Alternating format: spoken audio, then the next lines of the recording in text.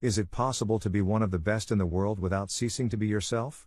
Carlos Alcaraz, the young prodigy of Spanish tennis, opened his heart in Rome after returning from injury, speaking about something deeper than sports, his outlook on life, his relationship with Juan Carlos Ferrero, and the impact of his Netflix documentary. Between successes, pressure, and internal debates, Alcaraz shows us that the path to the top is also full of doubts, difficult conversations, and, above all, a lot of humanity. What exactly did he reveal about his relationship with his coach? Carlos Alcaraz returned to action at the 2025 Rome Masters 1000 with the eyes of the world upon him. After overcoming an adductor injury that kept him out of the Madrid tournament, the 22-year-old from Murcia surprised not only with his tennis but also with his words. During a press conference, he shared his emotions about the recent release of his Netflix documentary. He admitted he was nervous about how the public would react, unsure whether people would like it or not. But to his relief, the response was overwhelmingly positive. Fellow players and fans congratulated him for showing his more human side. The documentary shows the most intimate side of the young tennis player, on and off the court, including his relationship with his coach, Juan Carlos Ferrero. Alcaraz spoke openly about that bond which, although solid, also includes differences. He explained that he has learned not to pay too much attention to what others say and to follow his own path, even if that sometimes clashes with how his team sees things. My team found it strange that I wanted to enjoy life and not be so professional all the time, he said naturally. His day-to-day life moves within that contrast between youth and discipline. But those differences are not a source of conflict. On the contrary, Carlos highlighted that they are part of a healthy and real relationship. I'm not going to say it's a fight, but the conversation between coach and player, we have it all the time, he explained. He added that discussing things, having different points of view, and talking openly is part of the process. In his opinion, that's precisely what makes his bond with Ferrero so special. They respect and listen to each other, and although they don't always agree, they move in the same direction. Alcaraz made it clear that he deeply values his inner circle. For him, balance lies in sharing time with his family, friends, and team without losing joy or authenticity. It is that mix of discipline and freedom that has marked his career so far. I still do the things I like, he said, reaffirming his commitment to staying true to himself.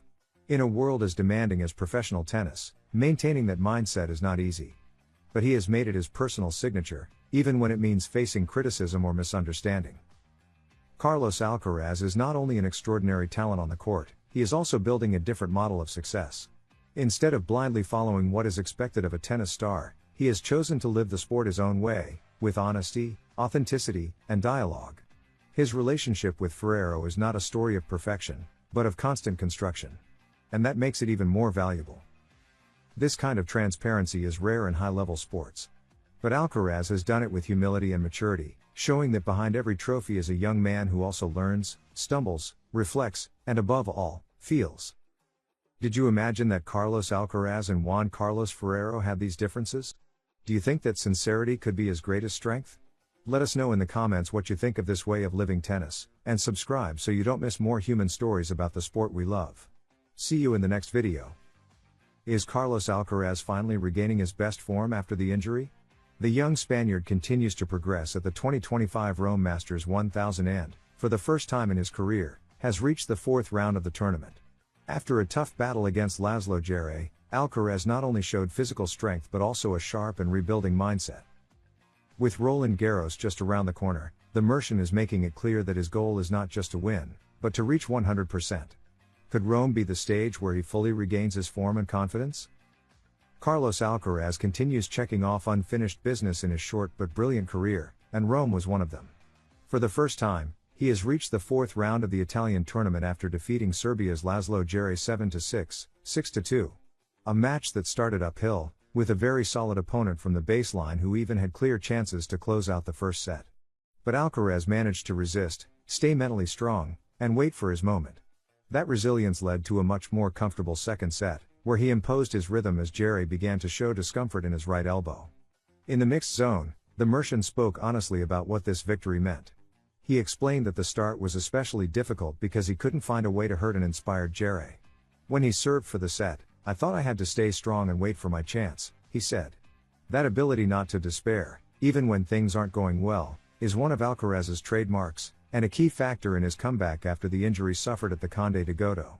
An obstacle that, little by little, is being left behind. But beyond the result, Alcaraz highlighted something key: the victory in just 2 sets. "I'm trying to come back the best I can from the injury," he admitted. In long tournaments like the Masters 1000s, where physical wear accumulates, winning without having to play a third set is pure gold. It allows him to save energy, reduce risks, and recover better between matches. He himself acknowledged that it's not always easy to stay focused, but that mental consistency is part of his recovery process after the break. His record in Rome shows how hard it has been to shine at this tournament. In 2023 he lost unexpectedly to Fabien Marozsan. In 2024 he couldn't even compete due to physical issues, and before that, he was either committed elsewhere or chose to rest. This 2025 marks a turning point. Not only is he present, he's determined to stay until the end. With every win, he looks more comfortable, sharper, and closer to the level that led him to win Roland Garros last year. Even so, he knows there is still a long way to go and tough rivals ahead. Now his next challenge will be Karen Khachanov, a powerful and experienced player, especially dangerous at this mid-stage of tournaments. Alcaraz hopes to further improve his level, refine his shots, and solidify the physical recovery he has carefully managed in recent weeks. Every step in Rome not only brings him closer to an important title, it also brings him closer to the best version of himself, just when he needs it most. Carlos Alcaraz is using Rome as the perfect platform to regain confidence, form, and competitive rhythm. Winning in 2 sets, staying mentally strong, and managing pressure well are signs that his recovery is on the right track. This 4th round is not just a statistic, it's a confirmation that the Mercian is back on track and hungry for greatness. If he continues on this upward trend, not only will he be a title contender in Rome, but he will also arrive at Roland Garros as one of the main favorites. His game is starting to shine again, and his mindset seems stronger than ever. Is Carlos Alcaraz's path getting more complicated in Rome? The world number 3 keeps advancing at the Italian Masters 1000, but each round is a new challenge. After a tough win against Laszlo Djere, he now faces a rival who, while never having beaten him, could be his biggest obstacle so far, Karen Khachanov. And if he overcomes that hurdle, what comes next won't be easy either. Alcaraz could face Jack Draper again, his conqueror in Indian Wells. Will he be able to maintain his dominance on clay amidst an increasingly fierce draw? Carlos Alcaraz continues to make his mark in Rome, but not without struggle. After a relatively comfortable debut against Dusan Lajovic, the Mercian had to fight hard to overcome Laszlo Djere, a clay court specialist and very solid from the baseline. Although he managed to close the match in 2 sets, it was clear that Carlitos still hasn't reached his peak. Now, in the round of 16, he faces Karen Khachanov, a rival who, though he's never beaten Alcaraz, brings a much higher level of challenge than his previous opponents in the tournament. The Russian is eager to break the streak and pull off an upset. Khachanov hasn't had the best 2025 in terms of overall results, but he has shown glimpses of his best form. He reached the semifinals in Barcelona, and in Rome, he's advanced convincingly after defeating Berruchaga and then crushing Francesco Casaro. While his tennis has been inconsistent at times, his power, serve, and ability to sustain long rallies make him a serious threat, especially if Alcaraz shows the same lapses he did against Djere.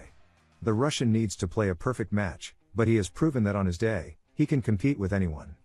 Historically, Khachanov hasn't found the formula to beat Alcaraz. They've faced off 4 times, and the Spaniard has won them all. 3 of those matches were on clay: Roland Garros, Hamburg, and Madrid, where Carlitos not only won but did so without dropping a single set, showing clear superiority. The last time they met was in Beijing, on hard court, and again the result favored the Mercian. This history plays in Alcaraz's favor, but it also raises expectations. Everyone expects him to show the same authority at the Foro Italico, something that won't be easy if the Russian comes out firing.